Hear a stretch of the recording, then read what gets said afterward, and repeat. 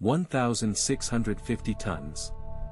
That is the weight of the largest stone ever moved by human hands. And nobody knows how they did it. In the Bekaa Valley of Lebanon, something impossible waits in an ancient quarry. A single block of limestone that weighs more than 3 fully loaded Boeing 747 jets. Combined. The stone of the pregnant woman has puzzled engineers for centuries. Modern construction companies have calculated that moving it would require the largest crane ever built. Yet someone moved stones nearly this size over 2,000 years ago and placed them with millimeter precision into the foundation of a Roman temple. How? That is the question that haunted engineer Jean-Pierre Adam when he first visited Baalbek in 1977. What he discovered would challenge everything we thought we knew about ancient capabilities. But the real revelation came decades later when archaeologists found something even larger hidden beneath the soil. To understand this mystery, you need to grasp the sheer scale of what we are dealing with. The trilithon stones at Baalbek's Temple of Jupiter are each approximately 800 tons. They sit 10 meters above ground level, perfectly fitted together without mortar.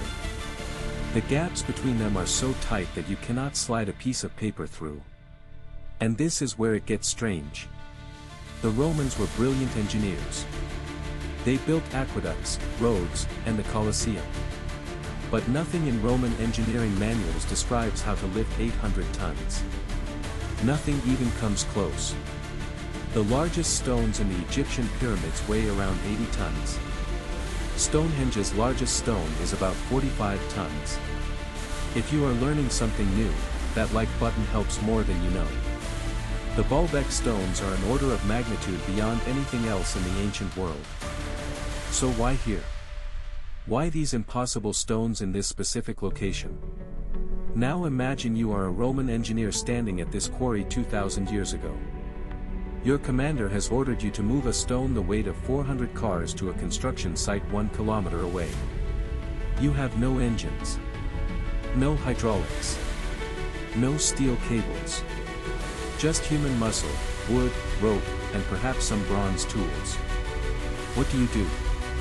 Most modern engineers would say it is impossible. But here is where the evidence gets fascinating. In 2014, archaeologists made a discovery that shocked the world.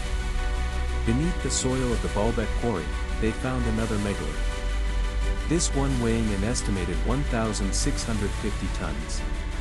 Even larger than the stone of the pregnant woman. And it showed clear evidence of being prepared for transport. The ancients were not just capable of moving these stones. They were confident enough to try moving even bigger ones. The question is no longer whether they could do it. The question is how. The first clue comes from ancient texts that modern researchers initially dismissed. Roman author Vitruvius described a technique called the trochelos. A rolling drum system that could transport massive loads using wooden cylinders. Skeptics laughed. Wood would splinter under such weight, they said. But in 2016, researchers at MIT decided to test this theory. They constructed a scale model using the exact materials available to Roman engineers. The results were astonishing. The wooden roller system did not just work. It worked better than expected. The key was not brute strength. It was physics.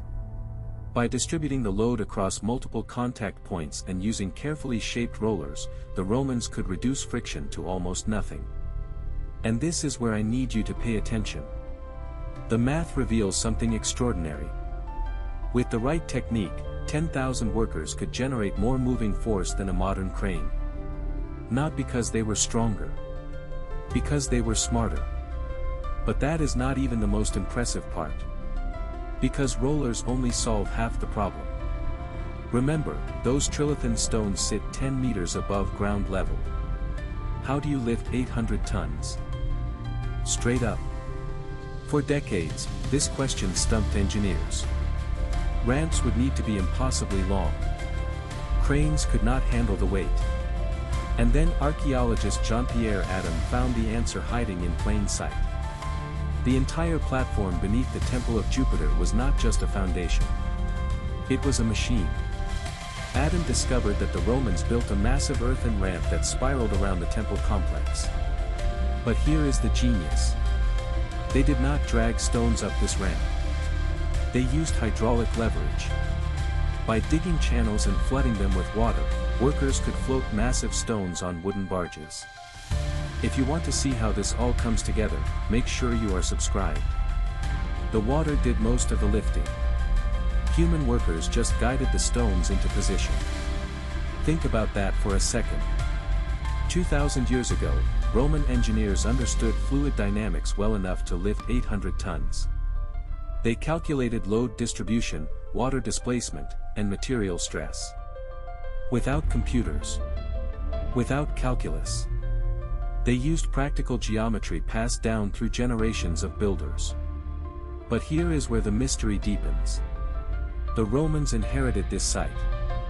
They did not build the original platform. Archaeological evidence shows that the massive foundation stones predate Roman occupation. Some researchers now believe the Trilithon platform was built by an earlier civilization. Possibly the Phoenicians. Possibly someone we have not yet identified. Drop your theory in the comments because what comes next challenges everything. The tool marks on the oldest stones at Baalbek do not match Roman techniques. They do not match any known ancient civilization. We have the stones. We have theories about how they moved them. But we still do not know who placed the first foundation. And this brings us to the revelation that changes everything. In 2019, researchers conducted acoustic analysis of the Baalbek stones. They discovered something remarkable. When struck, the Trilithon stones produce a specific resonant frequency. This frequency matches the natural harmonic of the limestone bedrock beneath the site. The ancient builders did not just move these stones. They selected them specifically because of their acoustic properties. Some researchers now believe the entire platform was designed as an acoustic amplifier. A massive stone instrument that could project sound across the valley. Whether for religious ceremonies, astronomical observations, or